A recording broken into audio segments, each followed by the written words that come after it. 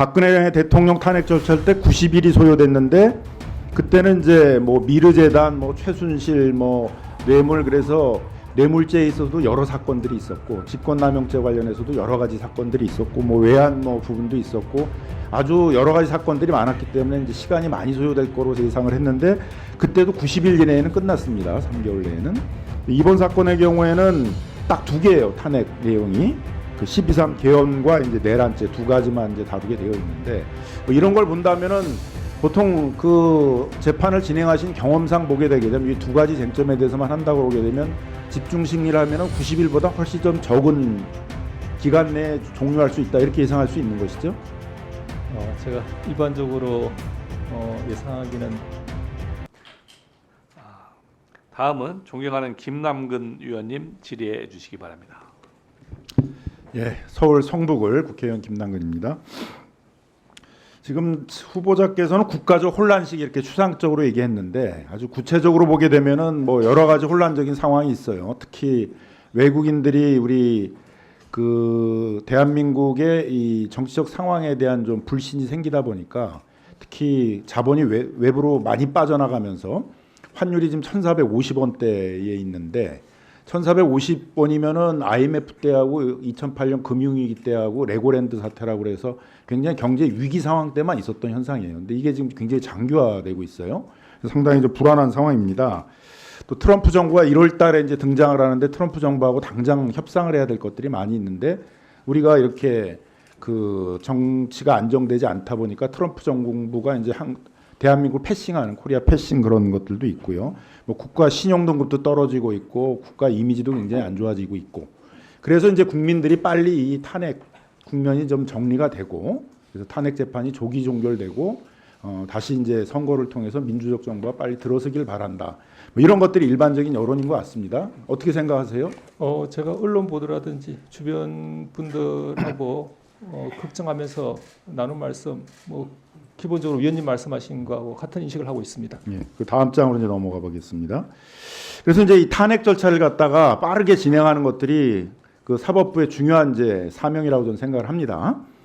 박근혜 대통령 탄핵 절차할 때 90일이 소요됐는데 그때는 이제 뭐 미르재단, 뭐 최순실, 뭐 뇌물, 그래서 뇌물죄에 있어서도 여러 사건들이 있었고 직권남용죄 관련해서도 여러 가지 사건들이 있었고 뭐 외환 뭐 부분도 있었고 아주 여러 가지 사건들이 많았기 때문에 이제 시간이 많이 소요될 거로 예상을 했는데 그때도 90일 이내에는 끝났습니다. 3개월 내에는. 이번 사건의 경우에는 딱 두 개예요. 탄핵 내용이. 그 12.3 개헌과 이제 내란죄 두 가지만 이제 다루게 되어 있는데 뭐 이런 걸 본다면은 보통 그 재판을 진행하신 경험상 보게 되게 되면 이 두 가지 쟁점에 대해서만 한다고 보게 되면 집중 심리를 하면은 90일보다 훨씬 좀 적은 기간 내에 종료할 수 있다 이렇게 예상할 수 있는 것이죠. 제가 일반적으로 예상하기는 좀 어렵습니다. 그 점은 좀 특히 다른 국가 헌법기관이고 그다음에 피탄핵 소추인 측의 어떤 보통 이렇게 국민적인 관심이 있고 네네. 빨리 종결을 해야 되는 사건이다라고 있으면 네. 재판의 진행상 충분히 집중 심리를 통해 가지고 재판을 빨리 진행할 수는 있는 것이잖아요. 네, 전적으로 공감하는 말씀입니다. 근데 이제 문제가 되는 거는 이제 이 윤석열 대통령이 노골적으로 이제 4월 18일이 되게 되면 두 명의 헌법재판관이 이제 임기가 종료되는데 그때를 넘기기만 하게 되면 이제 현재의 6명에서 2명이 빠지면 이제 더 이상 진행이 어렵게 되니까 시간을 질질 끌면서 이제 4월을 넘기려 한다. 이제 이런 어떤 이제 예상이 되고 있어요. 거기다 또 한독수 직무대행도 또 약간은 동조를 해가지고 헌법재판관 3명을 빨리 지명해야 되는데 시간 끌기를 좀 하고 있습니다. 이러다 보니까 더욱더 이제 국정이 혼란스러운 상황이고 국가적인 이미지나 신뢰가 떨어지는 그런 상황인 것 같습니다. 그리고 다음 장을 좀 넘겨줘 보세요. 그래서 이제 물어보도록 하겠습니다.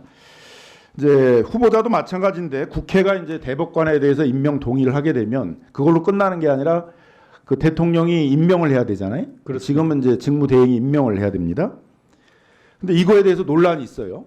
후보자께서는 어떻게 생각하시나요? 지금 우리 국회에서 후보자에 대해서 임명 동의를 하게 되면 직무대행자가 임명할 수 있다라고 생각하십니까? 제가 서면 답변에서도 상세히 말씀드린 바와 같이 결론적으로 저는 임명할 수 있다. 네, 이렇게 근거는 생각하고 뭡니까? 있습니다. 논거는?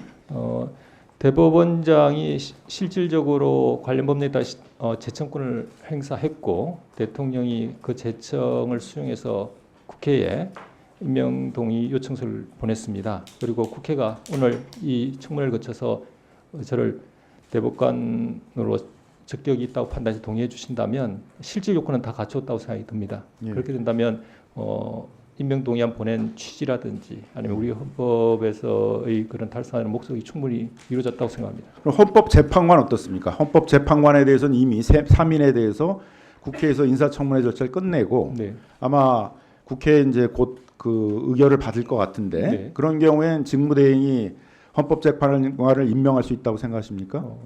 제가 이해하는 헌법 규정과 헌법 내용에 비춰보면 국회 선출 몫인 헌법재판관 3인에 대해서는 국회에서 적법 절차에 따라서 선출 결의를 한다면 역시 임명권자가 임명을 해야 되는 것으로 생각합니다. 예. 그러니까 후보자도 얘기했듯이 대법관도 그렇고 헌법재판관도 그렇고 국회에서 뭐 추천 의결이든 임명 동의 의결이든 하면 네. 직무대행자는 선임해야 된다 그런 생각이신 거죠. 그리고 그건 할 수 있다 정도의 문제가 아니라 우리 헌법 66조 2항에 되게 되면 헌법 수호 의무의 내용 중에 이 헌법기관을 구성해야 되는 의무도 있으니까 그것도 책임이라고 생각을 하시는 거죠.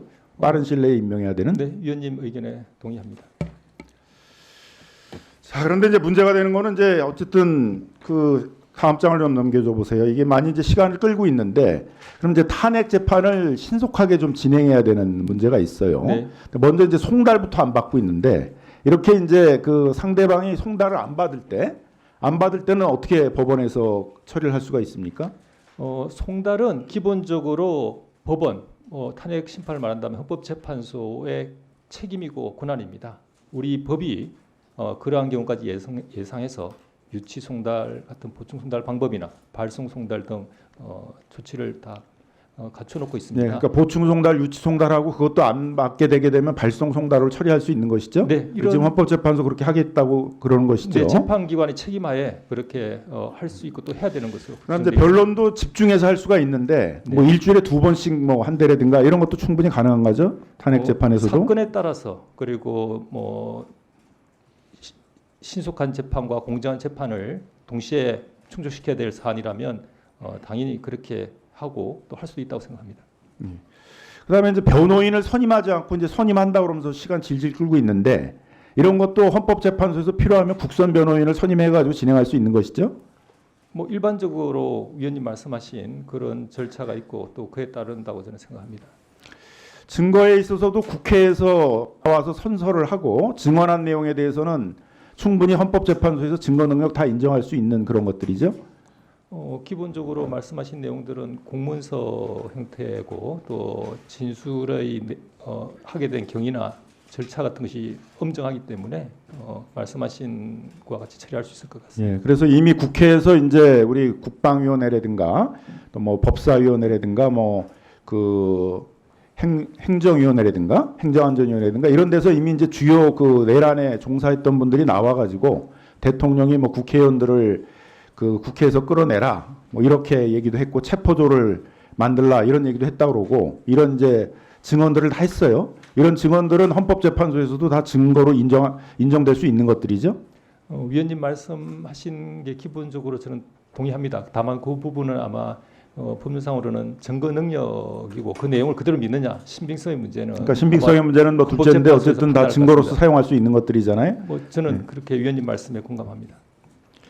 자, 그래서 이제 계엄에 대해서 한번 좀 물어보겠습니다. 12.3 계엄에 대해서 12.3 계엄이 전시 또는 사변에 준할 때 이제 하는 것들인데 대통령은 야당이 이제 뭐 예산을 삭감하고 뭐 탄핵 절차 같은 것들을 뭐 많이 진행을 했고 입법 폭주다 뭐 이런 걸로 이제 계엄을 선포했다고 그러는데 이건 계엄의 요건이 안 되는 것이죠?